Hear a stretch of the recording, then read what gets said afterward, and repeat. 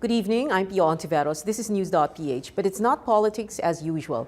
In the first half of the show, we have with us tonight AFP spokesperson Lieutenant Colonel Ramon Zagala and Office of the Presidential Advisor in the Peace Process Under Secretary Jose Lorena.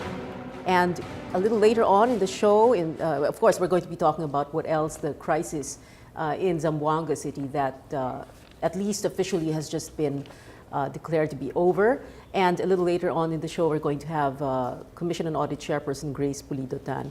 But first, the discussion on Zamboanga, the Zamboanga crisis. Good evening, Yusek Lorena and Colonel Zagala. Thank you for being here. Yeah. Let's begin with what triggered all of this, Yusek Lorena.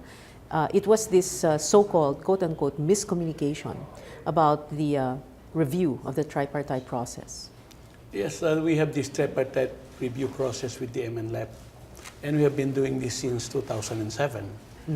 For about 6.5 years, we have reviewed the final peace agreement of 1996 because the MNLAP said there are provisions there that have not been implemented, particularly the part of which those provisions, according to them, were not included in the Republic Act 1954, which is the law which implemented the 1996 final peace agreement. And very briefly, what are those provisions that were not included? Well, there were 42 provisions that they have cited and which is now transformed into a supposed to be a mandatory bill to amend Republic Act 1954, and these have already been agreed between the parties. So those are divided into the 5 education, socioeconomic, the APPNP, security forces and the autonomy, and many more.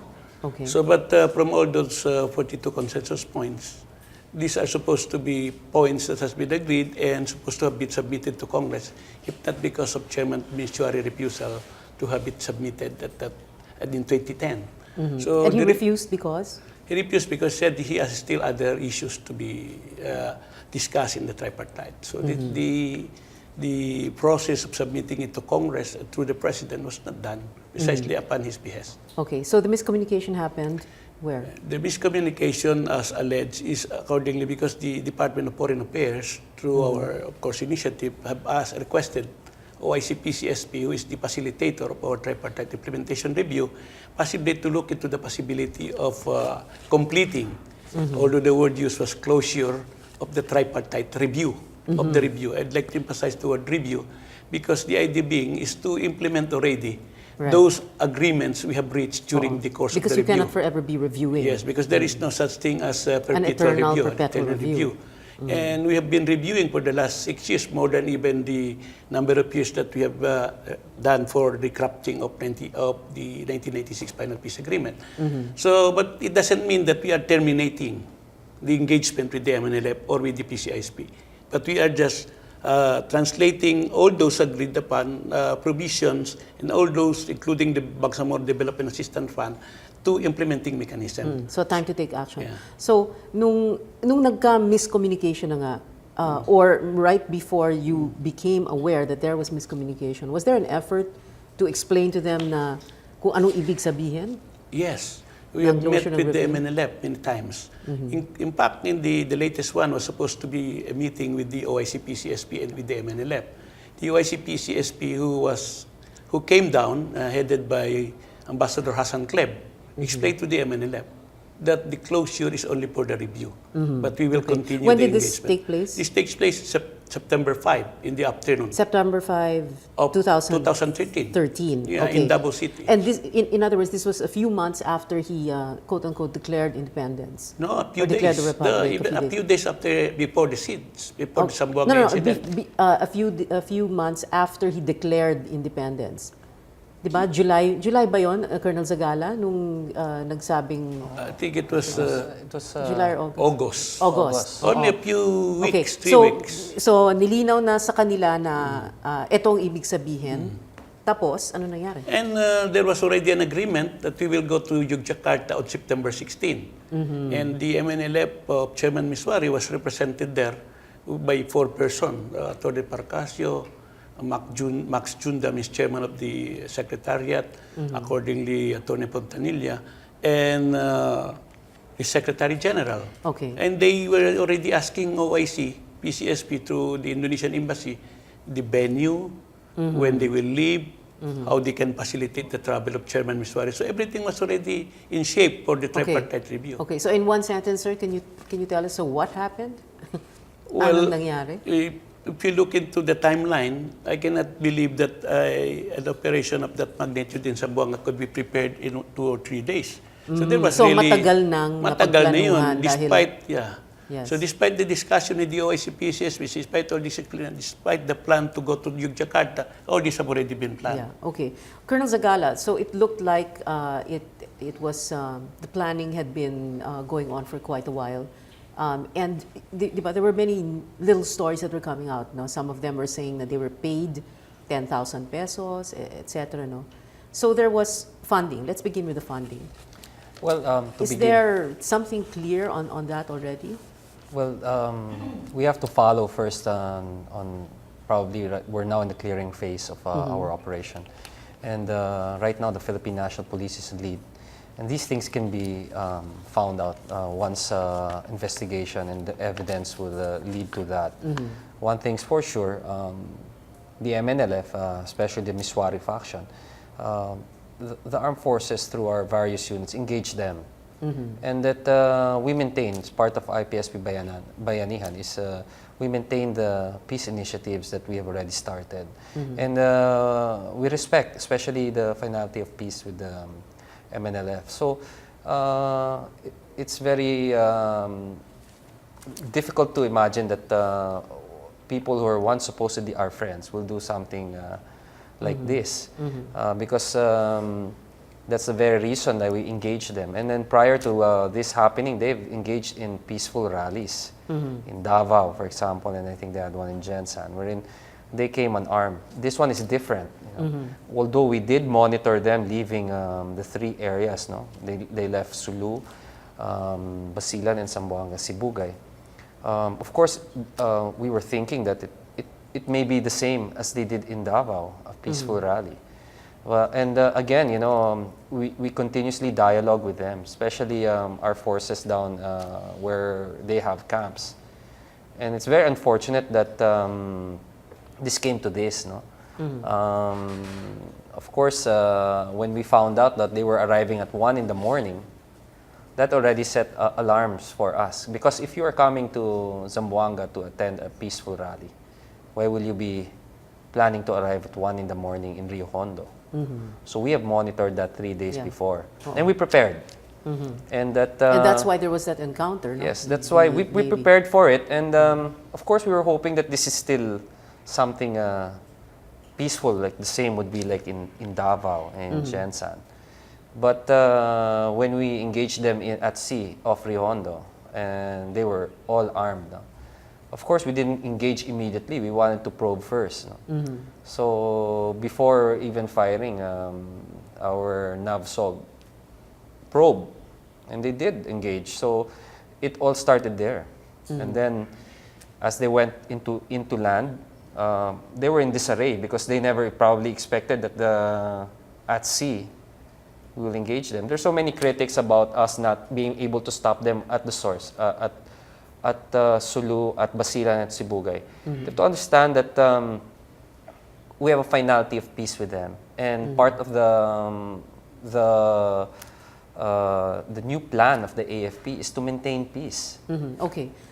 But Colonel Zagala, was there any information at all that you got during, you know, in the course of the crisis? No? It lasted over 3 weeks. No, was there anything there about funding and who was behind it? Well, we were so busy with first the containment. At that moment, what we wanted to do first is fix the problem right there. Yeah. I believe that right now that it's over, in a sense, we can already focus our attention on gathering more information on whether this was really planned ahead. Were they able to cache weapons and ammunition, and if there are any support that may have came to this group. So Right now, at the height of the problem, unfortunately, we're not able to determine that. We were very busy Yeah. with the fighting. Oo. But there was debriefing kasi, no? Sa mga nahuli. Yes, Or and, sa mga nagsurrender. according to them, that they were promised. First is that there will be a third party that will come in, the UN. In fact, a lot of them are saying the UN Navy, if I'm not mistaken. That's what they're saying. Okay, yeah. And then that. And this was because of that Daniel Savior. no, who pretended to be a United Nations. Yes, maybe that, and they were able to convince a lot of these MNLF Miswari faction fighters that there is a third party. Yeah. That if they march into Zamboanga City, when this third party come, they will not be touched. And a promise of weapons and firearms. Okay. And that became most likely the course of action of a lot of them to believe. Yeah. Yusek Lorena, did you ever, where would Ms. Wari get all that funding? Well, at the present, I don't believe Chairman Miswari has that money because he ran for election against Mujib Taman. And there was even no funding that you can see from him. So, saan nanggaling yung pera?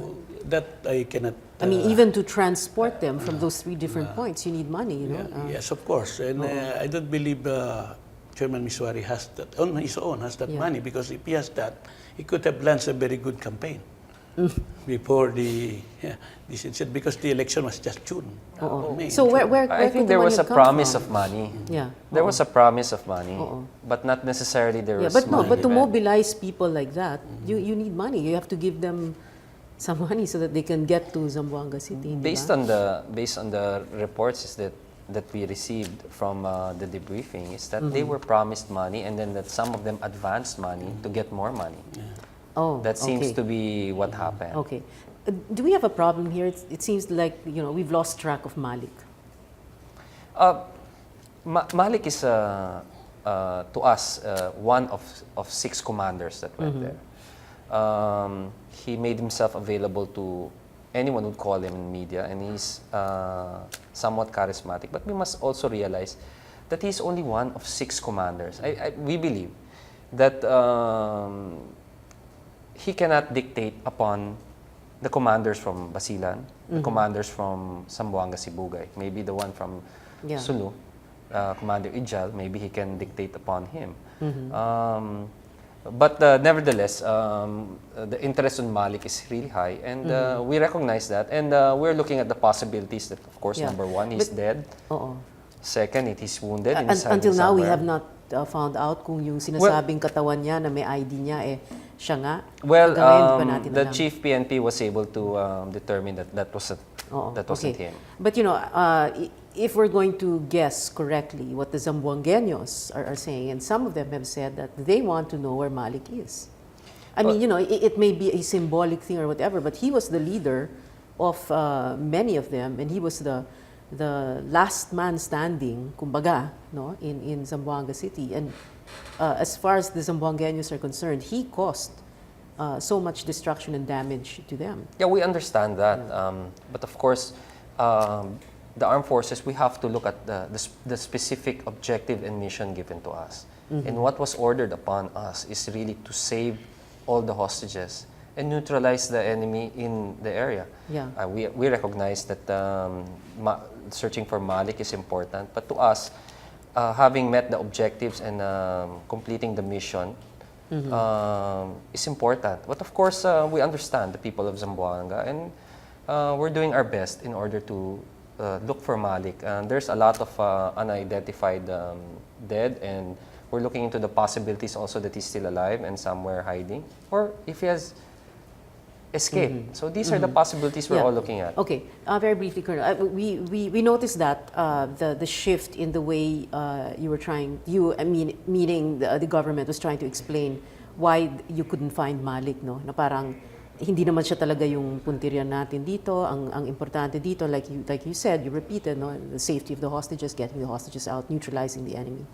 But it's almost like there is a determined effort to steer away from Malik as much as possible? Not really. No, we are very much interested in all the commanders, but we have to look at the primary mission, and the primary mission was really to rescue the hostages. We will deal with Malik the soonest possible, the soonest we can. No, right now we're in the clearing phase, and it's not yet over. Okay. Whether he's alive or dead, we will exert all effort to find him. What's important is he has got no more force to command, and no more threat will be present within Zamboanga at the moment. We assure the people of Zamboanga that we are not turning our back and finding Malik. We're really interested in him also. But we must look at the bigger picture. That first, we have stopped the threat, that they weren't able to continue with the threat, and we rescued the hostages. Okay, Yusek Lorena, is it important for us to find Malik? Well, I think everybody wants, because if there is accountability to face under law, definitely you have to bring the person to court or to justice. But as at the present moment, we are still in the process of doing all this. Perhaps even the filing of cases are being worked out with the special prosecutors. But in due time, perhaps, if you have a criminal case already, it is the responsibility of government to pursue people who are to be made accountable to the law. So what next now, Yusek Lorena?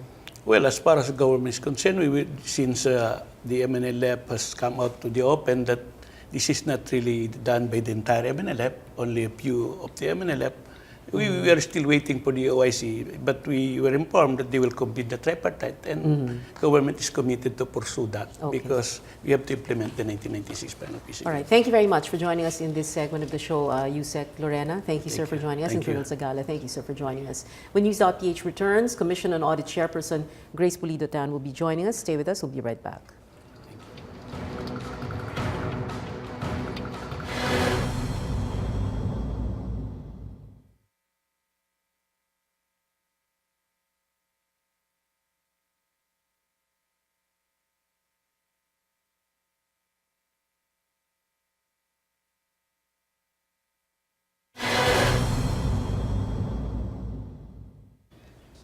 Welcome back. You're still watching News.PH on the Solar News channel. I'm Pia Hontiveros. My guest in the second half of the show, Commission on Audit Chairperson Grace Pulido-Tan. We will talk about what else? The pork barrel scam. It's coming out of our ears already. And the soon-to-be scam, the Malampaya controversy. Ma'am, bukas, tomorrow, no? The case is going to be filed. I remember, well, everybody remembers that you said a few days back that the Malampaya Fund audit, or the report, is even more explosive. Can you give us a little more details about that? Well, I would like to withhold any information at this time because our audit report is not yet released. But the basis for the case is the audit report. Hindi? No, I don't think so. I don't think so. Yung affidavit lang ng mga whistleblowers. I'm sure that the NBI and the DOJ conducted their own investigation and came up with some things. So I don't think it's really based on our audit report. Okay, yes, because it's still to be released. Yes, because according to the whistleblowers, you know, they talk about a certain amount of money and how allegedly Janet Limnapolis is involved, and that's a 900 million. That's a 900 million that was released to the Department of Agrarian Reform, and which the DAR also downloaded or transferred to NGOs. Yes. So, ma'am, just to clarify, the audit report is of 23.6 billion or of the 900 million only? 900 million only. Oh my God. So, 900 million only. Because in other words, unaccounted pa for yung... hindi. Ongoing yung audit ng mga iba. ng balanse. Correct. Ang tapos na namin yung sa Malampaya. So we are now finalizing the report, at least insofar as DAR is concerned. Okay. So the 23 billion is the total Malampaya. More actually. More? I think it's 30 plus. 30? Yes. Oh, 30 Yes, plus yes, billion. yes. Okay. And 900 million na napunta sa DAR, yun yung natapos. Correct. Sa At audit. yun ang ilalabas na namin shortly. When you say shortly, like... Hopefully by the end of the month. Yes. Oh, end of the month. But it's October 2 now, so we have like 3 weeks to wait? About 3 to 4 weeks to wait, yes. What are you waiting for? We are finalizing the report, putting it together, vetting and checking that all the figures are correct, at least based on our source documents. And we are awaiting also some comments because we requested comments of our audit findings. And dapat kasi September 15 in na lahat. Pero may mga nag-request ng extension. So sabi namin, in the interest of fair play and due process, sige, we gave them, that's what's holding it up. In the audit of PDAF, like for example, you referred certain documents and information to lawmakers, halimbawa, no? In this case, walang lawmakers involved. Meron din. I'm sorry, no. Malampayan, no. This is from the no. Malampaya. Okay. So, ang information and documents we referred to were mga local government executives and cabinet officials, for example. Basta yung Or ex-cabinet kung anong officials. nakita naming dokumento na kung saan dumaan ang pera o may involvement, kino-confirm talaga namin yan. It's part of the audit process. But like you said, walang lawmakers. So, Wala. Ang inisip ko, syempre, LGU lang yon, tapos mga departments, because for example, Malampaya, so DAR. DAR. In 2009, the DAR secretary was Nasser Pangandaman. So he was also... We asked for comments. You asked for comments. Did he reply? Did he respond? I think that is one of the things that we're waiting for. Oh, he asked for a little more time. Can I Yes. not just say anything this time? Okay. But when did you ask, when was he asked for his comments? Last year? 2 years ago? Ganito na lang po, ma'am. Kailan nag-umpisa yung audit nitong Malampaya? 2011. As soon as I came in, that was one of the first things that I authorized to be done.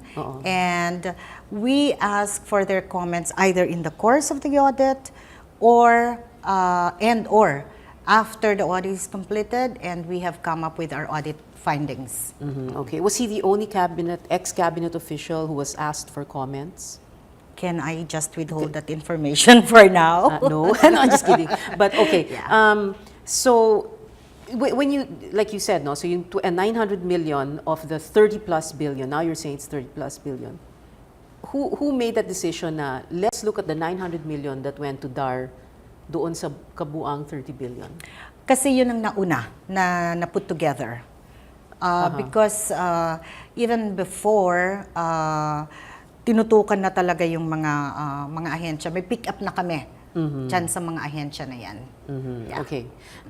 You've, when we talk about the PDAF audit, you've already denied over and over again, no, that you only focused on the opposition.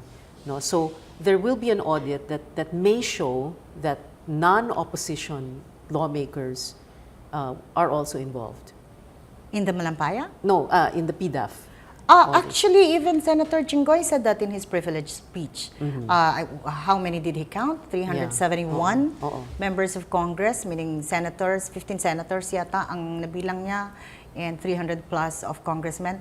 That's practically the entire Congress. So you can imagine how many administration legislators are there, because I want to stress over and over, as if I can overemphasize it, no? When we do an audit, we do not look at the parties, we do not look at the political personalities, we look at what we find in the audit from documents, from validations, etc. So, okay. And just to bato clarify, sa langit, tamaan, wag magalit talaga. I mean, this is the kind of work that we do. Yeah. Pikon talo. Okay. Ikaw nagsabi nun. But the PDAF audit is 07 to 09, Yes. right? 07 to 09. But there will be one of 2009 moving forward because it's 2013. No special audit because we already integrated that into the regular audits of agencies. Beginning 2010, 2011, 2012. So yung mga regular audits sa bawat ahensya, tinitingnan na rin yung PDAF. Which is why we have also come up with audit reports already for these years, 2010, 2011, 2012. At may mga findings kami tungkol sa PDAF. I will give you examples. You look at you can access this from our website. COA.gov. www.coa.gov.ph. Yung audit report namin, for example, sa Pilar, Bataan. That's a local government, no? And then the municipality of Tinalupihan of Bataan. And I think we have 2 municipalities from Nueva Ecija. Meron po kami mga findings on. As far as 2010 is concerned, I would remember the city of Antipolo. So, makikita niyo po dyan ang aming mga findings. What favor did Senator Jinggoy ask of you when he called you while you were abroad? He asked me to, and I think that he already said this anyway, he asked me to to change the resident auditor of the City of Manila. The City of Manila, because his father? You don't know why, he did not explain. Yeah. Okay. Tama po ba 58%, only 58% was audited? Do we have the correct number? 58% of all PDAF released during that period, as we have gathered or accounted for. Okay. Yes. Meaning was that covered in period the audit. 07 to 09? Yes. Okay. But the 42%, that will be completed also? Only because people are... Hopefully, we will have time to go back. No? Hopefully, we can, given the template, I mean, you know, our resident auditors can go back to it. But, you know, Pia, ang siguro kailangan din nating ipaliwanag sa taong bayan na ang pag-audit, hindi naman, it's on a test basis. We have a statistical sample that is a good representation of the entire population. No? Parang yung SWS survey. Merong 1,800 lang, pero yung results na nakukuha nila doon, they can confidently say that this is how the nation thinks. Okay. Diba? So kung 1,200 to 1,800 respondents ang meron ang SWS and Pulse Asia, we would liken that to what in a COA audit? 1,800 compared to the millions of people in the Philippines, that's a very, very small percentage. But in COA, 58 na nga yun, ano? In fact, mga 20% lang statistical sample mo pwede na under international standards. It depends really on the complexity of the audit that you want to do. What about DAP? Is it worth a look? We are looking into it already. Since when? After Senator Jinggoy's privileged speech? Senator Santiago sent a letter request on the DAP. So that is something that we're looking into, and I have had an initial conference with our directors involved, and I found out that, as a matter of fact, there are at least 2 agencies already na ongoing ang audit at may nakita ng DAP. Oh, ano tong dalawang agencies? Secret! Department. Secret muna. Department of? Kasi ongoing pa yung audit. So, sino yung head ng agency niyo? Secret pa rin. So, in that short time, meron nang nakita ka agad? Because you said, nag-umpisa yun. Hindi kasi ganito yun, ano. Nung nag-audit kami ng 2000 to 2009 na PDAF, along the way, nakikita na namin. That is why I'm sorry, 2007 to 2009, may nakita ng DAP? Na PDAF. No, na PDAF. Okay. So, ang ginawa ko, 2011, I instructed our auditors na tingnan na rin yung mga, not just from the regular funds of the agencies, but PDAF, at saka kung ano-ano pang mga natatanggap nilang releases. So, isa ito nga, kasi ang DAP, I think 2011, 2012 So, ano na rin, natumbok na rin. Okay. Is there anything else that COA has up its sleeves? Many. I mean, every day is hard work, and I would like to commend our auditors who are really in the forefront, the front lines, and who, sabi nila matapang daw ako, mas matapang mga auditors namin. Kasi talaga sila ang kumakalkal. And yeah, we have a lot going. Okay, a lot going. So, if we compare it to what you said about the Malambaya Fund audit report, explosive, you mean there are even more explosive, there are even more There are. I mean, Marami pa. you know, ang mga audits naman namin, marami napipick up ng dyaryo and I think they get it from our website. And if you look at it, nababasa rin naman siguro ng taong bayan, marami talaga kaming mga puna. Okay. Halos araw-araw meron Yeah. kaming na-feature na audit report, diba? Okay. Thank you very much, Commission on Audit Chairperson Grace Pulido-Tan, and www.coa.gov.ph. .ph, yes. Anybody can look at it. Yes. Nandyan lahat, Yes. sabi niya. Thank you very much, ma'am, for being with us. Thank you, my pleasure. And thank you for watching. I'm Pia Hontiveros. This is News.PH. See you again next Wednesday. Good night. Thank you.